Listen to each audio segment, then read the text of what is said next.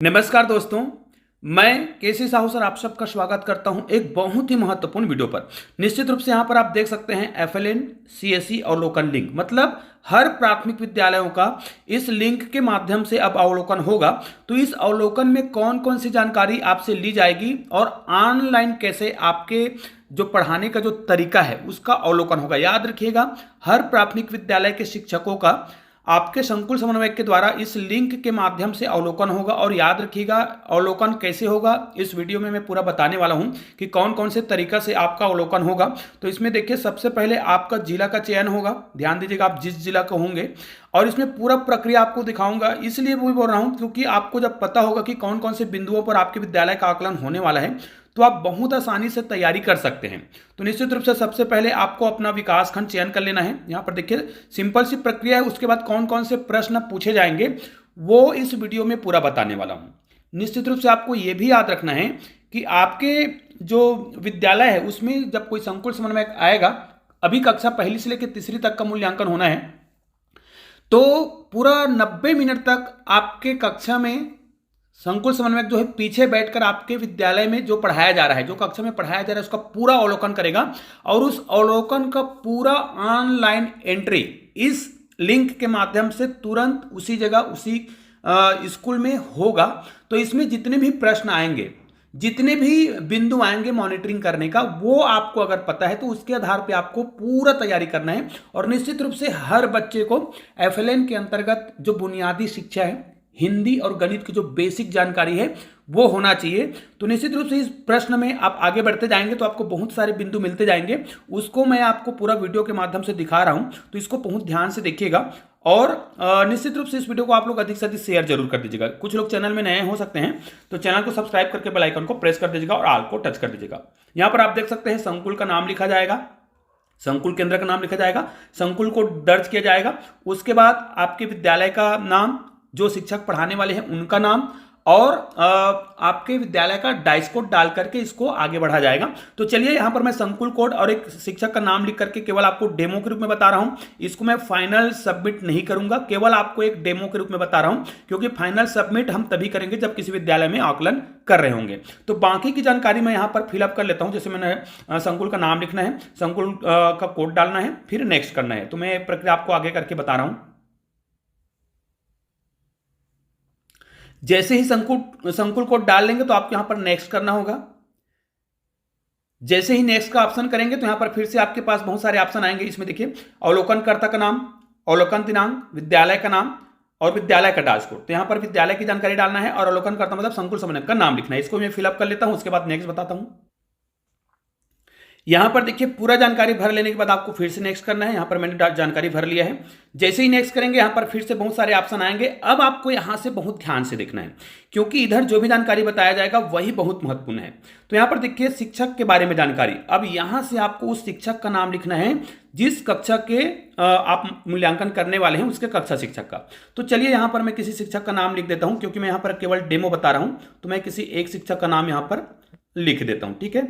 तो ये आप अपने विद्यालय में जब आकलन करेंगे, आपके जो संकुल समन्वयक जब आएंगे तो वो आकलन करते समय ये लिखेंगे। और जिस क्लास को पढ़ाया जा रहा है, कक्षा 1, 2 और 3, अभी कक्षा तीसरी तक के लिए लागू है। तो यहाँ पर चलिए मैं क्लास 3 को सिलेक्ट कर देता हूँ। उसके बाद पढ़ाई जा रही कक्षा की बैठक व्यवस्था कैसी है। अब दो प्रकार से हम यहाँ पर क्लिक कर सकते हैं।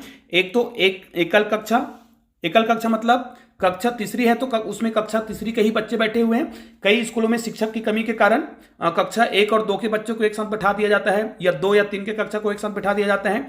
तो अगर आपका एकल कक्षा है तो आपको एकल कक्षा को क्लिक करना है। यदि आपका मल्टी ग्रेड है ना, तो मल्टी वाला को क्लिक करेंगे। और यहाँ पे कौन कौन से कक्षा एक साथ बैठे हुए हैं, ध्यान दीजिएगा, कौन कौन से कक्षा एक साथ बैठे हैं। जैसे क्लास 1 और 2 एक साथ बैठे हैं, आप टिक लगाना पड़ेगा।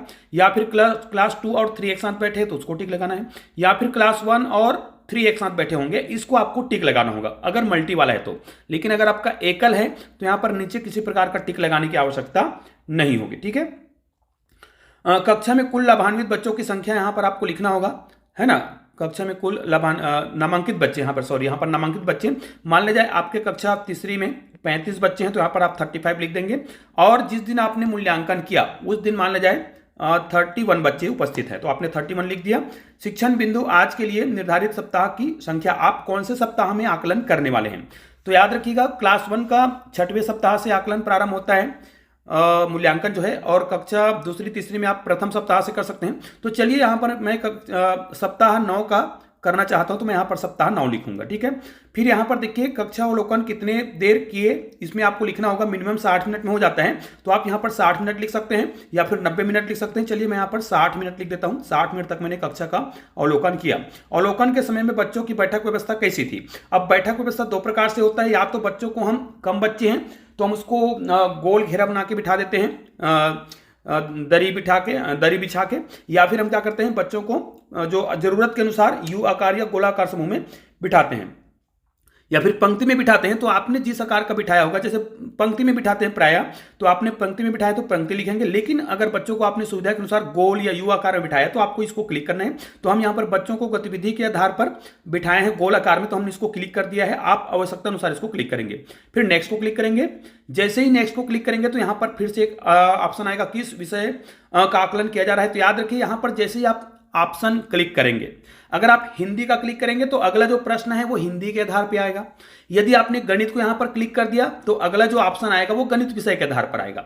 तो यहां पर जिस विषय को आप क्लिक करते हैं उसी के आधार पर अगला जो ऑप्शन है वो आता है। जैसे यहां पर मैं अगर हिंदी को क्लिक करूंगा ना, तो अगला मेरा ऑप्शन आएगा वो हिंदी विषय के आधार पर आएगा। देखिए ये देखिए मौखिक भाषा विकास, बहुत सारे जो ऑप्शन आएंगे वो विषय आधारित आएंगे। चलो हम बैक चलते हैं, एक बैक करके हम आ गए। यहां पर हम मान लीजिए गणित का करते हैं, तो देखिए गणित का कर दिए। तो जैसे हम गणित का करेंगे तो हमारा अगला जो प्रश्न आएगा वो देखिए गणित का आएगा। तो यहां पर एक बहुत महत्वपूर्ण है कि आपने अगर हिंदी को चयन किया है तो आगे जो प्रश्न आएगा पूरा हिंदी पर आएगा। अगर आपने इंग्लिश का गणित का किया है तो आगे जो प्रश्न आएगा वो गणित का आएगा। तो चलिए यहां पर मैंने गणित को क्लिक कर लिया है। अब गणित में हमें क्या करना है, सामान्य प्रैक्टिस गणित का कक्षा अवलोकन जो हो रहा है उसको आपको क्या करना है। सबसे पहले शिक्षक बच्चों को पाठ योजना के उद्देश्य की जानकारी देता है, यदि हाँ तो हाँ करना है, और बगल में दिया है नहीं। आपको 2 ऑप्शन को क्लिक करना है। यहां पर देखिए आपके विद्यालय में जो भी इस तरीके से पढ़ाया जा रहा होगा उसको आपको देखना है, और सभी को आपको क्लिक करना है। हाँ नहीं आपको करना ही करना है, किसी में आपको हाँ करना है, किसी में नहीं करना है। लेकिन याद रखिए ये आपके विद्यालय में जिस प्रकार पढ़ाया जा रहा है अवलोकन के दौरान उसी के आधार पर करना है। तो यहां पर मैं केवल एक डेमो बता रहा हूं, इसलिए आपको कुछ प्रश्नों के बारे में जानकारी मिल जाए, इसलिए यहां पर देखिए बहुत आसानी से इनको आप पढ़ सकते हैं। तो याद रखना है यहां पर आपको इस प्रकार क्लिक कर लेना है। जरूरी नहीं है ये करना है, आपको आवश्यकता अनुसार अवलोकन करके ही करना है। मैं यहां पर केवल डेमो के रूप में बता रहा हूं ताकि आपको कुछ प्रश्न मिल जाए। यहां पर देखिए कक्षा में दैनिक योजना 4 खंडी शिक्षण मॉडल के किस भाग पर कार्य किया जा रहा है ना। किसी एक ऑप्शन पर क्लिक करें, इसमें आप बहुत सारे ऑप्शन को क्लिक नहीं कर सकते, ठीक है। आप हो सकता है अभ्यास पुस्तिका पर कार्य कर रहे हैं, दक्षताओं की शिक्षण गतिविधि पर कार्य कर रहे हैं, मौखिक गणितीय बातचीत कर रहे हैं। तो इनमें से कौन सा गतिविधि आप कर रहे हैं उसको आपको क्लिक करना है। या फिर 2 दक्षताओं की शिक्षण गतिविधि और 3 अभ्यास पुस्तिकाओं पर कार्य कर रहे हैं तो आपको यहां पर ऑप्शन को क्लिक करना है। ऊपर का आपको लग रहा है अभ्यास पर काम करें तो ये कर सकते हैं। तो चलिए यहां पर मैं क्या कर सकता हूं कि 2 जो दिया हुआ है 2 दक्षताओं की शिक्षण गतिविधि और 3 अभ्यास पुस्तिका पर कार्य, मतलब हम दोनों विषयों पर काम करें तो यहां पर हम टिक लगाएंगे, नेक्स्ट पर आगे बढ़ जाएंगे।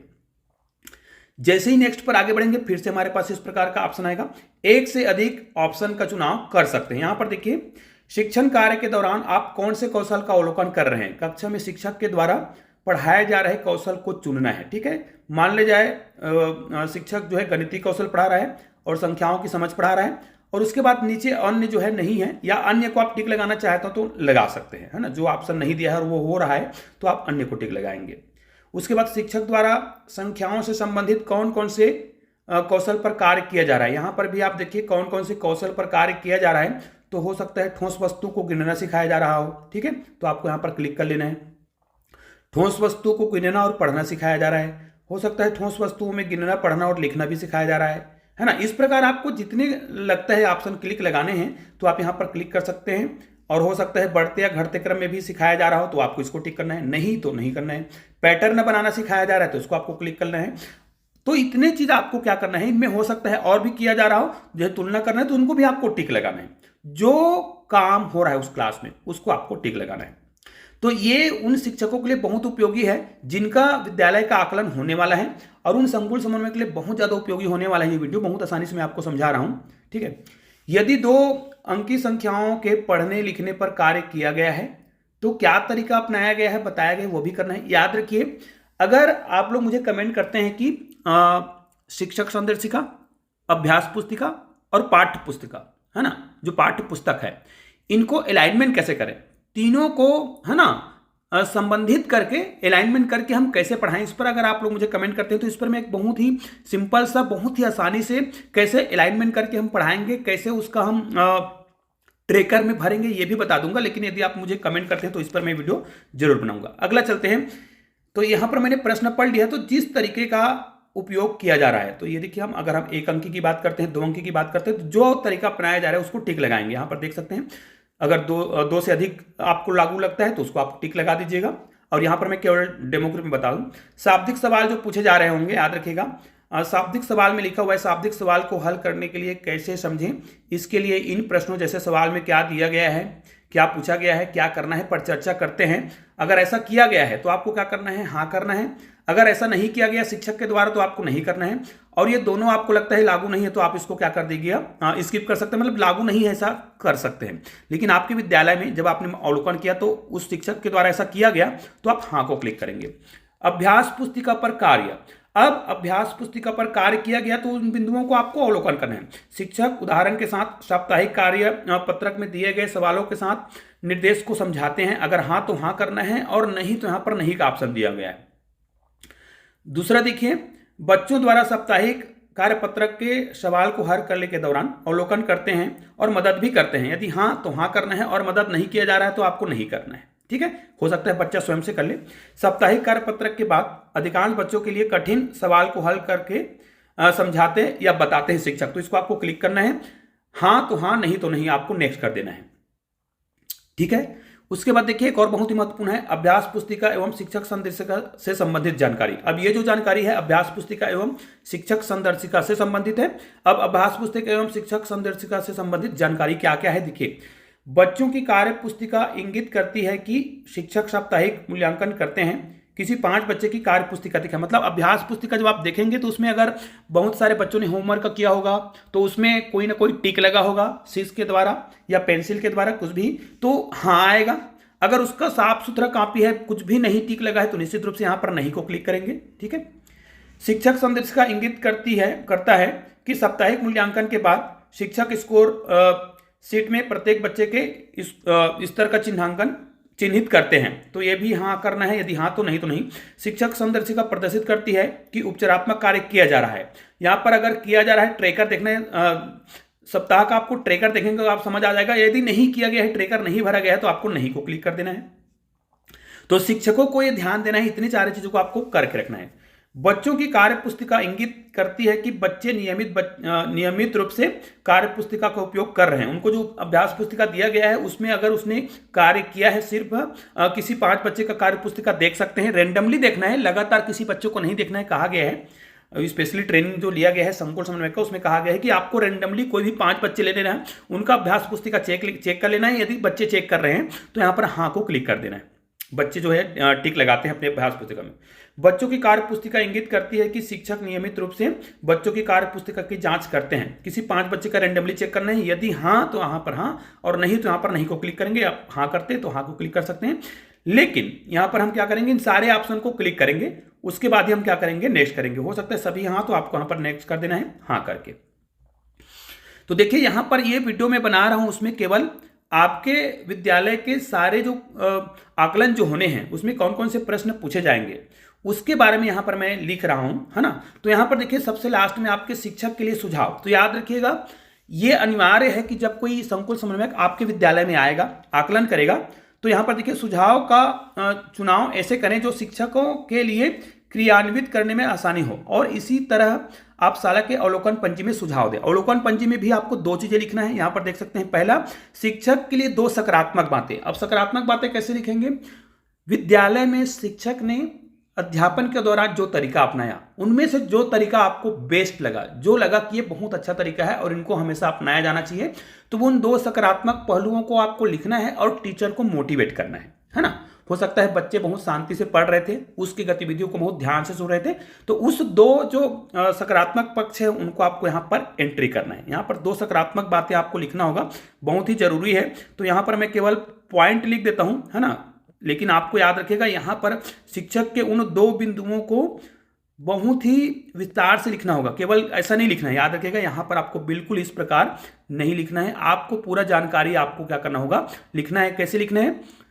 जैसे शिक्षक जो है गतिविधि के दौरान हर बच्चे को मौका दे रहा था, इस प्रकार आप लिख सकते हैं। दूसरा, गतिविधि के दौरान शिक्षक बच्चों के अभ्यास पुस्तिका पर मॉनिटरिंग कर रहे थे कि सभी बच्चों ने अभ्यास पुस्तिका पे वर्क किया है कि नहीं किया है। तो इस प्रकार आप दो प्रकार के बिंदु लिख सकते हैं, ठीक है। जैसे ही आप ये दो बिंदु लिखेंगे, उसके बाद शिक्षक के लिए दो सुझाव। अब ये दो सुझाव क्या है? सुझाव में आपको लिखना है कि आपको इस प्रकार की गतिविधि का उपयोग करना है। हो सकता है शिक्षक जो है कहीं पर गतिविधि करने में गलती कर रहा था, या फिर गलती नहीं कर रहा था, या फिर आप चाहते हैं कि आपने जो गतिविधि सीखा है, जरूरी नहीं कि शिक्षक गलती कर रहा हो, आपने जो गतिविधि सीखा है और आप चाहते हैं कि वो गतिविधि शिक्षक द्वारा अपनाई जाए, तो ये सुझाव आप दे सकते हैं, है ना।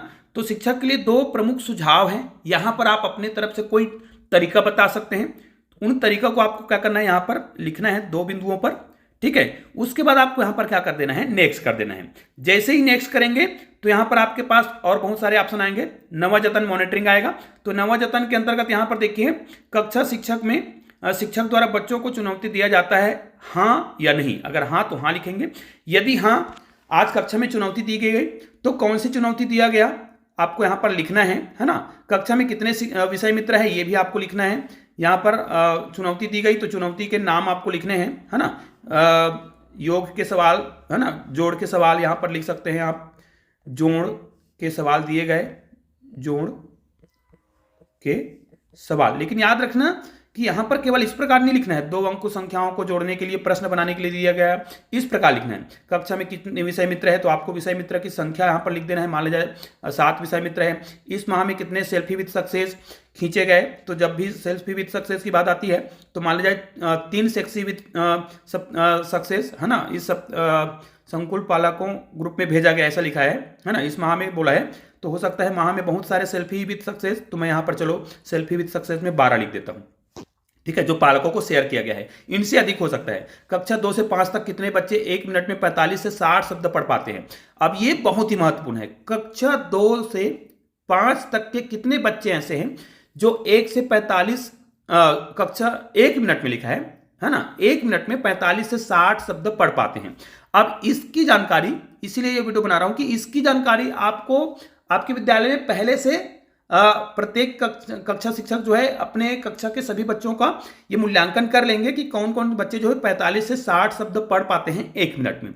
जब संकुल समन्वयक आएगा तो उनको 2 से कक्षा 5 तक के बच्चों का जानकारी चाहिए, तो वो तो रेंडमली चेक करेगा, है ना, आपके विद्यालय के कुछ ही बच्चों का चेक करेगा, लेकिन आपको कक्षा 2 से 5वीं तक के सभी बच्चों का बताना है। तो ये जानकारी संस्था प्रमुख को होना बहुत जरूरी है ना। शिक्षकों को होना चाहिए प्रत्येक क्लास के, और शिक्षकों को पूरे कक्षा का जानकारी होना चाहिए, क्योंकि जब आपका संकुल समन्वयक आएगा तो वो कक्षा के किसी 4 या 5 बच्चों का ही इस प्रकार का मूल्यांकन करेगा और पूरी जानकारी इसमें भरना होगा। तो 2 से 5 तक कितने बच्चे हैं, तो यहां पर चलिए मान लिया जाए मैं 45 बच्चे लिख देता हूं, है ना। दर्जा संख्या बहुत अधिक होगा, तो यहां पर टोटल 2 से 5 तक की बात करना है, तो ये हम करेंगे। क्लिक करेंगे आगे, नेक्स्ट। तो ये वाला प्रश्न बहुत ही महत्वपूर्ण है, जिसके बारे में मैं आपको बता रहा हूं।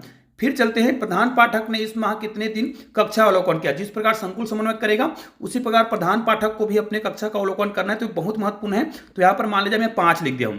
गत माह की तुलना में कितने विद्यार्थी की स्थिति में कोई सुधार नहीं हुआ है। शिक्षक संदर्शिका का प्रपत्र के अनुसार आपको यहां पर लिखना है। अगर कोई बच्चा ऐसा है जिनका अवलोकन में कुछ भी सुधार नहीं हुआ है, बच्चा जो है उसी स्तर के हैं, तो आपको यहां पर लिखना है कितने बच्चे हैं। मान ले जाए ऐसे 5 बच्चे हैं जिनके स्तर में सुधार नहीं हुआ। याद रखिए, प्रश्न को ध्यान से पढ़ना है। गत माह की तुलना में कितने विद्यार्थियों की स्थिति में कोई सुधार नहीं हुआ है, लेकिन आपके विद्यालय में सभी बच्चों के स्तर में सुधार हो गया है, तो आप यहां पर 0 अंकित कर दीजिएगा। यहां पर आप 0 लिख दीजिएगा, मतलब आपके विद्यालय में सारे बच्चों के स्तर में सुधार हो रहा है। यहां पर देखिए, गत माह की तुलना में कितने विद्यार्थियों की स्थिति में सुधार हुआ है। अब वहां पर आपने ऊपर में अगर 0 लिखा है तो निश्चित रूप से यहां पर जो संख्या है वो भरना पड़ेगा।